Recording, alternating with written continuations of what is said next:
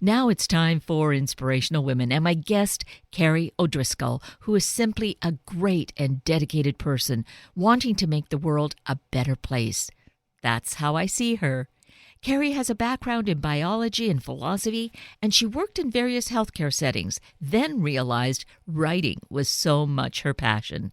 So Kari has a blog, and she is the author of a very important book, One Teenager at a Time, Developing Self-Awareness and Critical Thinking in Adolescents. Parents, educators, all of us, concerned for their future and our future. Let's just meet Kari and learn more. Kari O'Driscoll, good morning. Thank you so much for joining us today. Good morning. Thank you for having me here. Well, it's really me who is feeling very excited about this because I love the work that you're doing. There is just such a great need for it. So first of all, thank you. Thank you. And now we're going to, open it up to more of our listeners. Perhaps some are aware. If they're not, we certainly want them to be aware of the work that you're doing with youth. You're working with high school students predominantly, right? Middle and high school, yes. And so we have this wonderful book, One Teenager at a Time, Developing Self-Awareness and Critical Thinking in Adolescents. So that's a lot. That's something that each of us, even as adults, might say, I need to know that. Absolutely. I agree. And I think that that's part of the reason that I was motivated to do this work is because I think that it's work that we haven't focused on in a really intentional way for generations of people. And knowing the impact that we can make on behavior patterns and thought patterns and the way that people feel about themselves during those adolescent years and what the ripple effects are into adulthood, it's really, really exciting to me, the possibilities of this kind of work. And there has been this void really in the educational system where it should exist for everything else to really use that as its foundation. Yeah, and I think, that's not to diss the educational system. No. I think we tend to do this thing where we have siloed ourselves, where there's this sense that this set of skills belongs to the schools, and then this set of skills belongs to a family. And never the twain shall meet, but they rely on each other. And unfortunately, what we know is that forces kids to silo themselves or code switch and be or try to be different people at school than they are at home. And that's not how learning takes place. Learning takes place in relationship. Learning takes place when we feel safe and comfortable and curious and excited. And if we're not creating those kinds of environments at school as well as at home, then we're not optimizing the educational opportunities for anybody. And so here is the Self Project. You live here in the Puget Sound area. So has it been more of kind of your nurturing area to get this off the ground, or is it that proverbial prophet isn't recognized in their own land? I started out, both of my daughters went to the Seattle Girls School, and so that was really my incubator. The educators there were super open to the work that I was doing, and I was really able to work with a lot of the students there on a really informal basis. They were basically the guinea pigs for a lot of the work in One Teenager at a Time. I spent hours in carpool with them and chaperoned weekend camping trips and, things like that. But that said, the public education system, really anywhere, is a difficult nut to crack. So I've done work with Seattle's Recovery School, which is an alternative public high school on Queen Anne for students who are struggling with addiction issues. I've done work with a private middle and high school in Hot Springs, Arkansas. I mean, I'll go wherever people will have me because the message to me is so important and vital to get out. And I am kind of a jack of all trades. So I do mindful parenting coaching as well for parents of adolescents. And I've definitely done some of that in the Puget Sound area. I'm doing a class at East West Bookshop in January for parents and caregivers and coaches and mentors of teenagers around mindfulness and intentional relationship building. So I'll go wherever people will have me. And that's a great place to be because already they are looking, searching, receptive. Exactly. And I think that for me has been the biggest challenge with public schools is we need to have a culture shift, because I can train educators to deliver this material in a way that's effective. But if they are not supported by their building leaders, if there isn't a school culture that really embraces that, if the parents are sort of on the fence about it, or if the educator themselves are like, fine, I'll do this, but I don't really believe in it, then it's not going to go anywhere. Because here's the thing, one of the things I love the most about teenagers is they know if you're not being genuine. They can sniff out BS a mile away. And so if you're someone up there who's just sort of half-heartedly delivering content, or you're doing it because you feel like you have to, they're not going to respond to it. So I think the culture shift is starting to happen. We're starting to talk more and more about social emotional health in schools, but we're not quite there yet. We're not willing to put money into it. We're not willing to put professional development time into it. We're not willing to really, really embrace that, I think. So it's a challenge.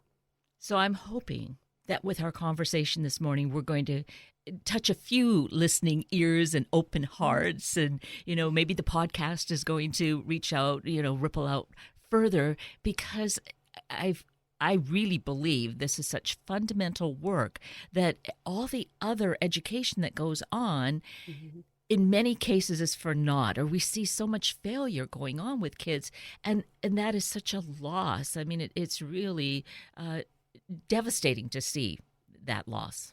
Yeah, I agree. I mean, kids are going to forget some of the concrete things. Not everybody's going to remember the dates of all the battles in World War II. They're not necessarily going to remember that really comprehensive calculus formula you told them, but they are going to remember what lit them on fire, what made them curious to seek more information. They're going to remember which relationships were important to them and who held them up and who was an ally. And so, those kids can always, learn those finite skills later in life, but these other skills that really are foundational and grounding to who we are as human beings and how we move through the world, there's not necessarily only one window of time for that, but this is the most critical period in human development when we can have the biggest effect on those kinds of things. Yes, that personal development, we're then not wasting a lot of time. I think I was in my later 20s when I came to a greater awareness. I knew I was looking for something to kind of, be that foundation. But it takes some searching. If we can provide it as part of a curriculum, it's just, putting our youth so much further ahead. Yeah, I agree. And it's also capitalizing on the kinds of things that are actually happening within adolescent development at the time, right? It's when they're starting to play with different identities. It's when they're trying on different ways of being in the world. They're driven to be social and create new relationships. And so if we can help them and capitalize on that to understand what kinds of relationships are healthy and which ones are, what it means to be in a trusting relationship, what it means to believe in yourself. How do you know if this identity you're trying on right now is actually you? I mean, those are really foundational things that trip people up in their late 20s and 30s and 40s, Yes. And I think if we can give them that grounding now, we're going to be way ahead of the game.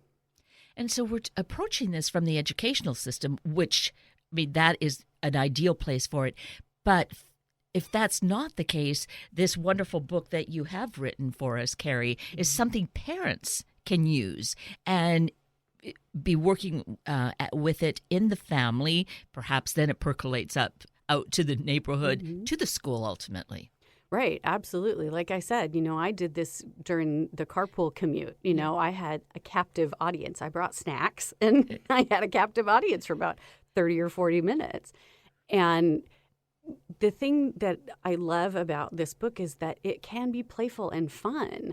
There isn't this sort of rigid step-by-step, do this, then do this, then do this. It's really driven by the youth themselves. The conversations are going to go in the directions that they want them to go in, and can often be surprising to the adults. There was more than once where I would say, hey guys, let's talk about this. And they would say, no, we're more interested in talking about this thing that's tangential to that. Okay, cool. Yeah. You know, I mean, again, ultimately, we need to be treating kids as whole people. And so if we can be doing this work at home and in the schools, then I think we're really on to something. Absolutely. So the book, let's mention that, is available definitely at all of our favorite book sources, correct? It is. It's available online as well through the publisher. The publisher is Rowan and Littlefield. You can find a link to it on the website for the Self Project, which is theselfproject.com. And I do think that it's something that is useful for lots of different people, parents, coaches, mentors. You know, there are lots of concrete, actionable things that you can do in there to really help kids understand that you care about them and want to be in relationship with them and have some pretty enlightening conversations with them. Right. So your daughters were adolescent at the time that you began, even before writing the book, when you were in the process of creating this, right? Yes, and I never set out to write a book. You know, my background is biology and chemistry and also philosophy. I worked with the state mental health division in their children's long-term inpatient psychiatric program for several years. I've always really cared about and advocated for children and tried to help raise their voices. And I started writing these or working on these different things because I saw the gaps. Even, you know, as amazing and wonderful as Seattle Girls School is, there were things that the girls really wanted to dig into more, or things they were struggling with relationship-wise with their peers. And so I started looking at it. I was also studying mindfulness and nonviolent communication at the time. And so I really started to write it and weave those three things together in a way that I thought was really going to spark the curiosity of the kids. And it turned out it did. You mentioned mindfulness as one of the elements, which I feel is really one of those fundamental pieces of our life. It may seem like a vague notion to some people. Let's talk about that. Yeah, I think it's kind of, you know, it was a buzzword for a really long time. And I do think that there are some people who roll their eyes when they hear it and think, you know, woo-woo, I'm not going to sit cross-legged on the floor and, you know, close my eyes and think for 5 minutes. I really think of mindfulness as a tool to getting to self-awareness. You know, for me, you don't have to sit and meditate if you don't want to. Mindfulness is more about making the connection between what's happening in the external world and what's happening inside you. And we have so many of these knee-jerk reactions that we make, so many things that, another buzzword, trigger us. And if we can give ourselves a little break from the stimulus and our reaction, then we can learn a lot in that space. We can learn a lot about ourselves. We can learn a lot about our assumptions, about our internal biases, about the kinds of things that are really destructive for us, that are habitual. And so for me, mindfulness is just a really great thing because it allows me to sort of step back and get curious. Wow, why did that bug me so much? Why did I instantly feel that way? Mm-hmm. And a lot of times it's just that fight or flight, you know, response that's bypassing your prefrontal cortex. You're not thinking about it. Mm-hmm. But if we can re-engage the thinking part of our brain, then I think we have much more positive interactions with other people. And I think we end up really having a much higher regard for ourselves as well. And if we start this at a young age, it's great because it's a habit of being aware, or perhaps we just don't even build up some of those kind of resistances that get triggered. Right, absolutely. I mean, again, during the adolescent years, which for me in this book and really in research, we're starting to understand is like between 10 and 25 years old. So that's a huge period of time.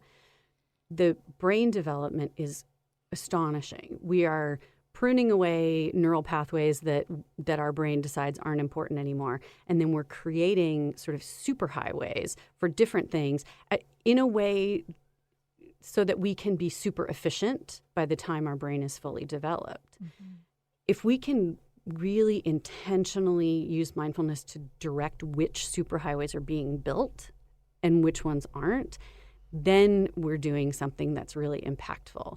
So especially if you're someone who suffered trauma in in a myriad of different ways, you're going to have a huge fight or flight reaction to lots of different kinds of things. If we can start to use mindfulness to understand what those triggers are and then figure out how to make ourselves feel safe or how to align ourselves with the people who can really help us, and then we're creating neural pathways that say, wow, this really scary thing just happened. Oh, wait, it's not life or death. Okay, who are my avenues to ask for help? How do I do that?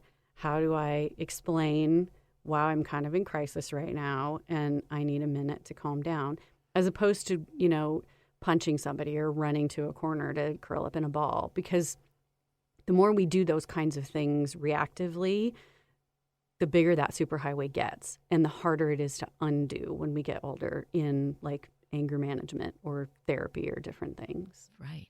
Yes. So rather than have to do the after work, let's do it now, as we are, we have our children or we have our students and we want to engage them and give them the best beginning for their life. Right. Yeah. Absolutely.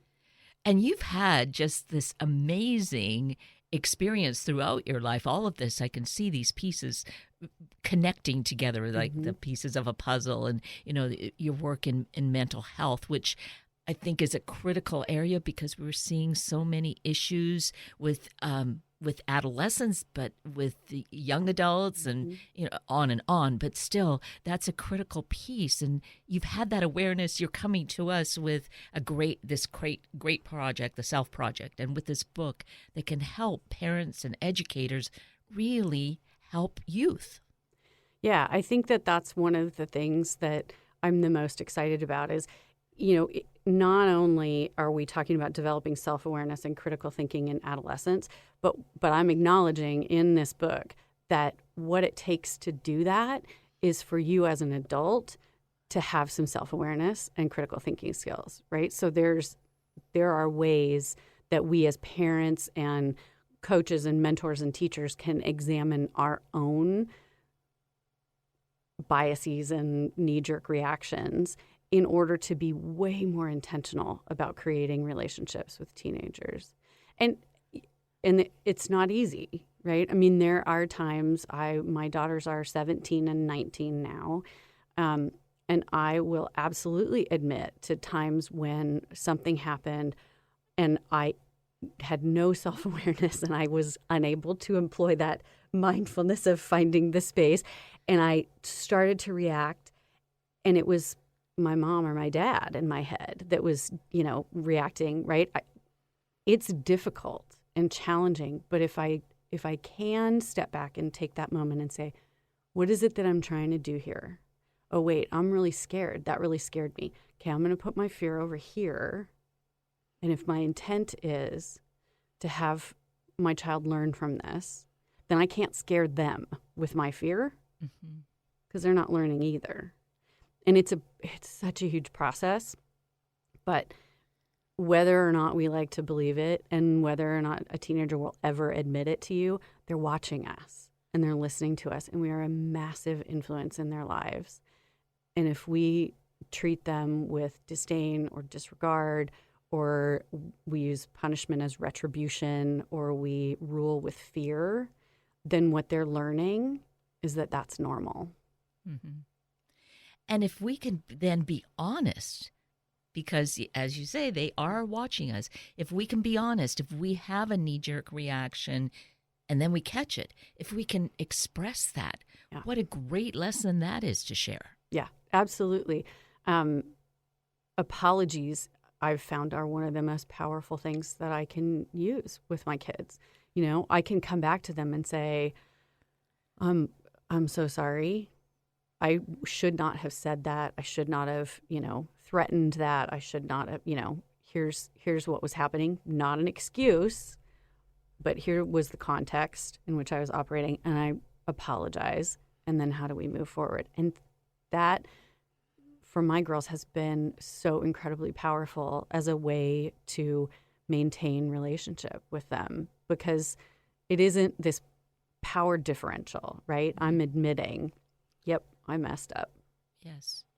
And there should be no shame in doing that for any of us, because we're on this life journey. Right. It's a process. We're not going to arrive and say, okay, I've got it all type of thing, right? No, and I think the beautiful thing about that is if we can be that way, then we're giving them permission to be that way too. Because what I'm saying when I'm apologizing to them is, I know better. I wish I had done better. But now that I've had this experience, it's going to help me be better in the future. And then they can see the next time they mess up, and they're gonna, yes, that it's a learning experience. It's not an end point. And I think that that's really, really powerful, because a lot of times, especially in education, we do that to kids. It's like, oh, well, you get one shot to take that test. Well, you screwed up. Sorry, done. That's not life. Right. It's not. But we're giving them this illusion that all your eggs have to be in that one basket. You have to apply to these schools. And if you don't get into them, sorry, your life is over. That's not true. No, absolutely not. And being able to nurture with them along this way what really might be what excites them in life, and nurture that, as opposed to saying, well, no, here's where the great jobs are. This is where you have to go, or this is the best school. Right. Maybe that's really not where their heart is. Right, exactly. And I think that's there's a whole lesson in the book around helping kids identify what their values and passions are, because I think we don't let them do that. I wrote an article for Seattle's Parent Map a few months ago about why I let my kids quit things when they were little. I let my oldest daughter quit gymnastics, even though she was absolutely phenomenal at it and she had a natural talent for it. I let my youngest daughter quit her guitar lessons, even though it was something that she had a natural talent for and she was amazing at. And I think, first of all, that was a lesson in, guess what? You can pick this up again in 3 or 4 or 10 or 15 years if you feel like it. This is not the end of the road. But it was also honoring who they are as people and what was important to them at the time. And I think we don't do that with kids enough. We don't say to them, you can be the architect of your own education. There is no one path to go, And so I'll say my youngest daughter, who I was very sad when she stopped taking guitar lessons, but she's now a senior in high school doing full-time running start.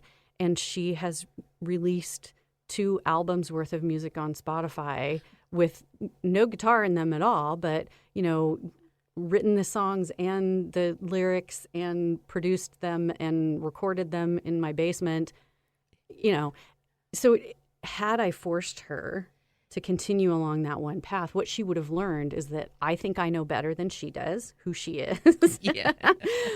And this is the only path for me. Right. And so there's, like I said, there's a whole lesson in One Teenager at a Time about how do we ask kids the questions? How do we let them ask themselves the questions of what lights me on fire? What am I excited about? What is it about this thing that's thrilling to me? Instead of us saying to them, you got to get this rowing scholarship to college, so you can't quit crew. Yeah. Yes. Oh. Yeah. And look at that. There's, we can only theorize, but you may have squashed her music passion, but she found that it came out in a different way, because here she is really excelling at it and having, I imagine, a great deal of fun. Yeah. Oh, yeah. And that's the other thing we talk about is if when it stops being fun, stop doing it. Honestly, I mean, if it's something that used to light you up and it doesn't anymore, figure out that's part of the self-awareness piece. Ask yourself, why isn't it fun anymore? Is it not fun because there are all these other people in my life who are putting pressure on me to do it a certain way? Or is it that I was doing it for these reasons and now that's not important to me anymore? Or, those are skills that everybody's going to need in their life to help navigate, everything, which relationships they choose to be in, where they choose to live, what they choose to do for their career and their free time. Like, if we can't ask ourselves the question, what is it that I want?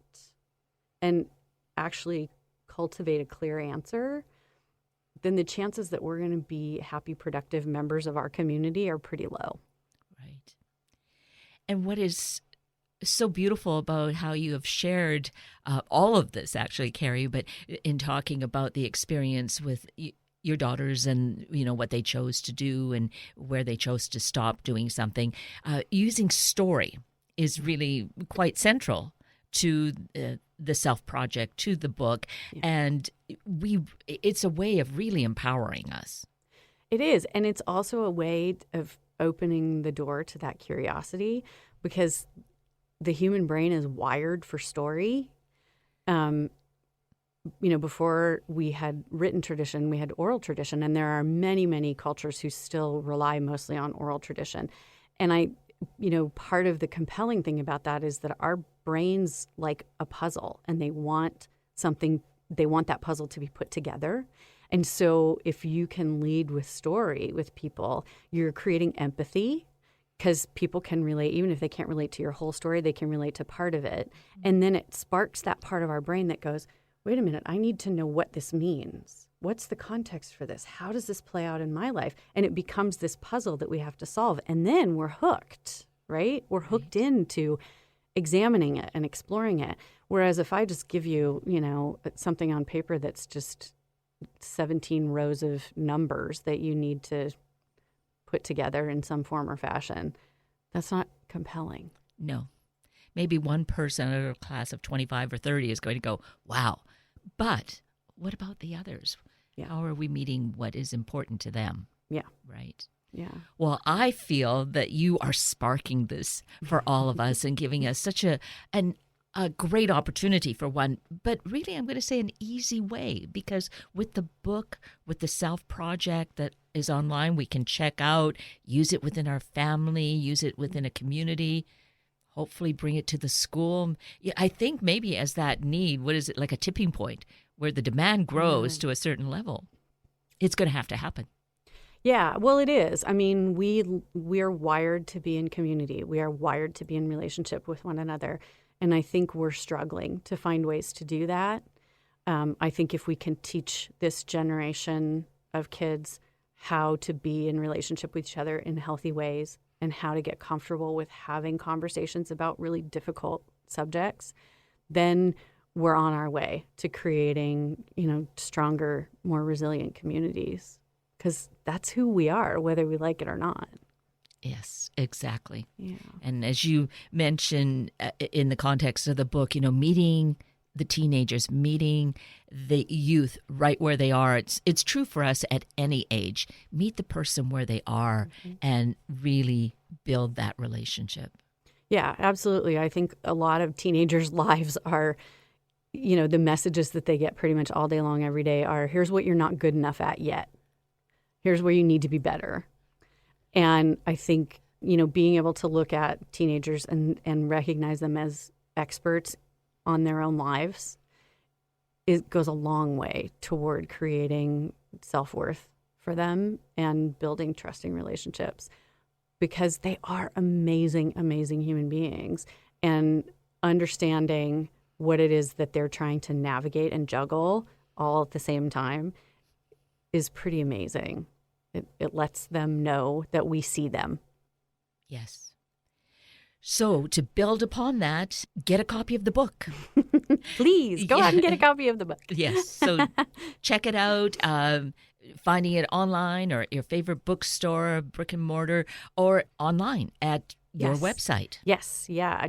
I have links to it on the website, theselfproject.com. So click through. I also have links to it on the Facebook page for the Self Project as well.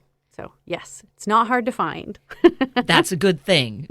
Make it easy for us to find the book and then move through the work. Yes, absolutely. And feedback is always welcome, too. I love hearing from people what worked and what didn't. So, find the website or find the Facebook page and let me know, hey, here's what happened when we talked about this. Or, gosh, it would be really cool if there was something that addressed, this other thing. Because I'm always writing.